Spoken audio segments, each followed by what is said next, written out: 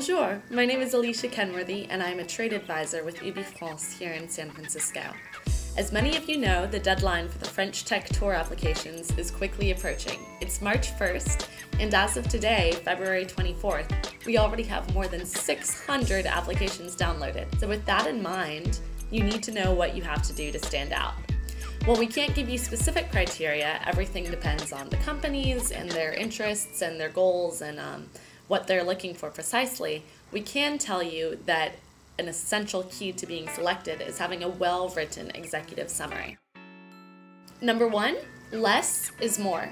The American partners that will be reading through your applications might have dozens, if not hundreds of applications to get through. Make sure that you're clear and concise. You should not need more than 2 pages to explain clearly what you're offering. Number two, don't repeat yourself.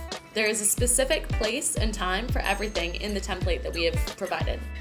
Number three, speak to businessmen and not to engineers.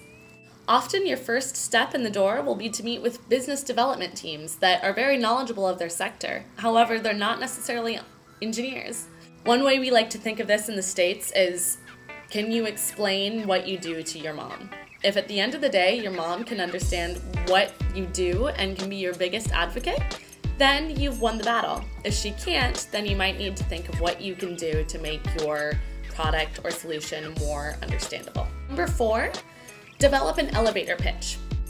Imagine that you happen to be in the elevator with an investor or with a famous blogger or with a potential partner. You have about 30 seconds to convince this person that you are worth listening to. What is the one idea you want them to take away? Develop this and use it as your tagline. The problem section of your executive summary should clearly address 4 points, and in this order: problem, target audience, existing solutions, and problems with existing solutions. Tell a story. What is the environment you're operating in? What is the problem you're addressing?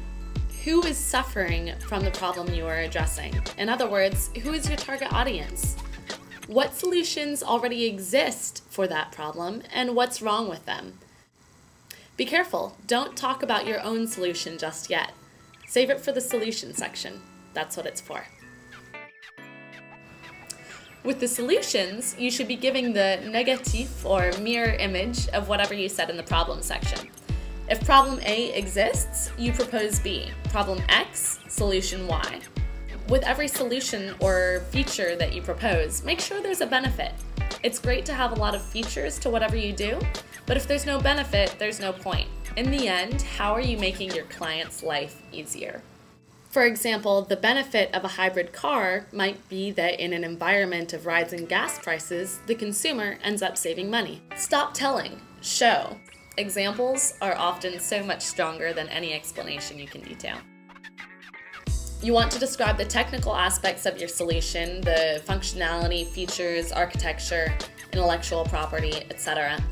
You want to know what differentiates your technology from the competition. Why is it difficult for others to emulate what you do? Do you possess any patents, brevets, copyrights? You might not think so, but every company has competition. The worst mistake you can make is by saying that you don't. These might be intangible factors. You might be working against time, you might be working against a certain mentality, but you do have competition. Make sure that you clearly detail this competition. Avoid criticizing your competition without concrete examples. Don't say competitor X is just bad at what they do.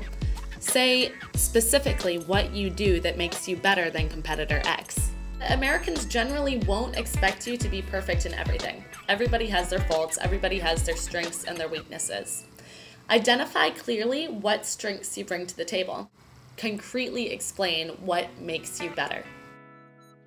What we would call milestones in a person's life, taking your first step, saying your first word, your first day of school, that's basically what we mean for your company. What are the milestones for your company's life? What clients have you signed? Have you reached 1 million customers? Anything that you consider as major indicators of your company's success should be included under milestones and achievements. Who are you? What makes you special?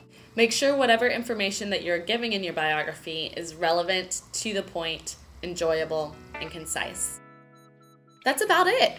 Thank you so much for paying attention, and of course if you have any other questions, feel free to go to FrenchTechTour.com. Most of them should be answered on there. You can also contact us. You'll find our contact information on the website. Best of luck, and we look forward to reading your applications next week.